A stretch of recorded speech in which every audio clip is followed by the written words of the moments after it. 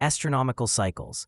Approximately 4.5 billion years ago, a Mars-sized object known as Theia collided with the early Earth. The impact was so violent that part of Earth's mantle was ejected into space. Over time, this material began orbiting the planet, eventually consolidating to form the Moon. But this collision did more than create the Moon. It altered Earth's axis of rotation, tilting it to exactly 23.5 degrees. And that 23.5-degree angle is the reason seasons exist, why we experience solstices and equinoxes, and why the cycles that regulate all life on this planet are possible. The angle that changed everything. If Earth had no axial tilt, if it rotated perfectly upright relative to its orbit around the Sun, there would be no seasons. Every location on the planet would receive the same amount of sunlight year-round. The equator would always be warm, the poles would always be cold, and nothing would change. But Earth is tilted, and that tilt means that as Earth orbits the Sun, different regions of the planet receive varying amounts of sunlight at different times of the year.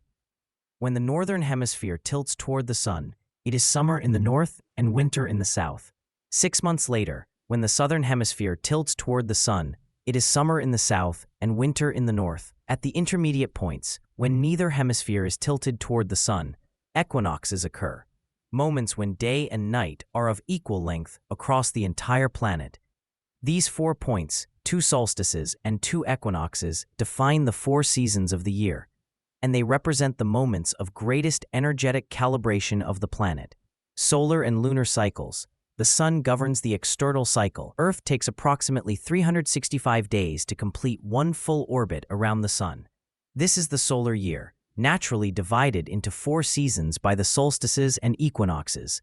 The Moon, by contrast, governs the internal cycle. It takes approximately 29.5 days to complete a full sequence of phases, from new moon to first quarter, full moon, last quarter, and back to new moon. If you divide 365 days by 29.5 days, you obtain approximately 12.4 lunar cycles per year. This is why 2 natural calendars coexist. The solar calendar, 12 months of approximately 30 days, divided into 4 seasons. This is the calendar of the external world, action, structure, manifestation. The lunar calendar, 13 moons of 28 days each. This is the calendar of the internal world, emotion, gestation, integration. Both calendars are real, both operate simultaneously, and both calibrate different dimensions of consciousness. Eclipses, when the 2 cycles meet. An eclipse occurs when the Sun, Earth, and Moon align in a straight line. When the Moon passes between the Sun and the Earth, a solar eclipse occurs. The Moon blocks the Sun's light, casting its shadow onto Earth. For a brief moment, day turns into night. When the Earth passes between the Sun and the Moon, a lunar eclipse occurs. Earth's shadow covers the Moon, often tinting it red. Eclipses are moments when the 2 cycles, the solar and the lunar, the external and the internal, the YOSOY and the YOSOY, meet and align. For this reason, eclipses have always been regarded as moments of power, moments of transmutation, moments when something can shift state. During solar eclipses, the internal, the Moon, blocks the external, the Sun. This is a time for introspection, review, and correction. During lunar eclipses, the external, the Sun, illuminates the internal, the Moon, through Earth's shadow. This is a time of integration, revelation, and transformation, when poison becomes medicine. How life was designed around these cycles. Life on Earth has been synchronizing with these cycles for billions of years. The earliest oceanic organisms responded to tides, which are produced by the Moon's gravitational pull on water. Every 29.5 days, tidal patterns shift, and organisms evolve to feed, reproduce, and move according to those rhythms. When life emerged from the oceans and colonized land, it began to respond to seasons, a direct result of Earth's axial tilt and its orbit around the Sun. Plants learn to germinate in spring, grow in summer, bear fruit in autumn, and rest in winter. Animals, including humans, synchronized reproduction, migration, hibernation, and activity with these rhythms. For millions of years, Earth's biology was designed in direct relationship with astronomical cycles. The collective subconscious of life on Earth is written in the language of lunations, solstices, equinoxes, and eclipses. These cycles are our mental clock. They are not cultural constructs. They are not learned behaviors. They are biological patterns encoded in DNA. Why recalibration is necessary? Modern humanity has become disconnected from these cycles. We live in cities where artificial light erases the night, where work calendars ignore the seasons, where production and consumption rhythms bear no relationship to natural cycles. This disconnection has a cost. The human body still operates according to internal rhythms. The pineal gland still produces melatonin based on light and darkness. Hormones continue to fluctuate in relation to lunar cycles. The nervous system still responds to seasonal changes. But when the external world no longer reflects these rhythms, the body becomes dysregulated. The mind loses clarity. Emotion destabilizes. Action loses coherence.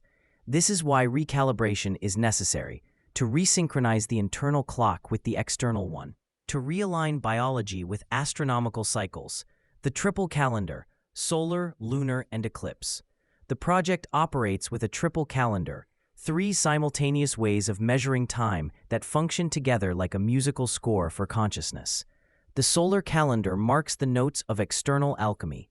Solstices and equinoxes are moments of peak calibration, points where Earth's axis aligns in specific ways with the Sun, opening energetic portals for collective transformation. The lunar calendar marks the notes of internal alchemy. Lunations, the 29.5-day cycles from new moon to new moon, form the steps between one solstice and the next. Each new moon is a moment of planting. Each full moon is a moment of harvest. The eclipse calendar marks shifts in tonality, moments of transmutation, when poison becomes medicine, when the third eye of humanity is activated, and when the 2 clocks, the solar and lunar, the external and internal, align. Together, these 3 calendars form the architecture of conscious time. Holy Nada, collective calibration. The major gatherings of collective calibration are called Holy Nada. The word holy evokes the sacred, the moment of transmutation, the opening through which something passes from one state into another.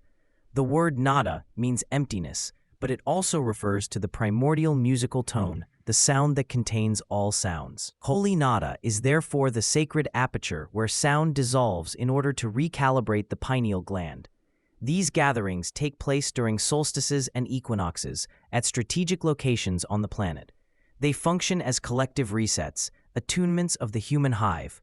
Through sound, frequency, chanting, and silence, the pineal gland is calibrated, the internal axis is adjusted, and the body is synchronized with the movement of the planet. This adjustment is not only individual, it is collective. When thousands of people synchronize simultaneously with natural cycles, a field of coherence is generated that sustains the entire network. The birthday. The beginning of the personal count. There is one fundamental point. Solstices, equinoxes, and eclipses are moments of collective calibration. They allow humanity to synchronize together. But for each individual, the personal count begins on their birthday. A birthday is not merely a social celebration. It is the moment when the sun returns to the exact position it occupied at the moment of birth. It is the completion of a full personal cycle and the beginning of a new one. Each person carries an internal calendar that begins at birth. This personal calendar synchronizes with the collective calendar through solstices, equinoxes, lunations, and eclipses. When time is lived this way, it ceases to feel linear and meaningless. It becomes a spiral, each cycle leading deeper, clearer, and more aligned. Earth is a time machine. Earth is not merely a planet. It is a time machine. It rotates at 1,670 kilometers per hour. It orbits the sun at 107,000 kilometers per hour. It tilts 23.5 degrees. It holds a moon that generates tides. All of this movement creates cycles, and those cycles are the structure of time itself. To synchronize with this time machine is to synchronize with life. When a person lives according to natural cycles, the body functions better, the mind becomes clearer, emotion stabilizes, and action gains coherence. Because alignment with the planet is alignment with life. The recalibration that begins now. In 2026, a process of deep recalibration begins. 92 cycles of 13 days will be traversed. one for each element of the periodic table. Each cycle will be synchronized with astronomical cycles. Lunations will guide internal processes. Solstices and equinoxes will anchor collective calibration. Eclipses will mark moments of transmutation. Those who participate will synchronize their personal clock with the planetary clock, recalibrating their biology with the cycles that shaped life itself. Because when the internal clock is aligned with the external one, consciousness finds its rhythm. And when consciousness finds its rhythm, it can create. Welcome to the cycles of conscious time.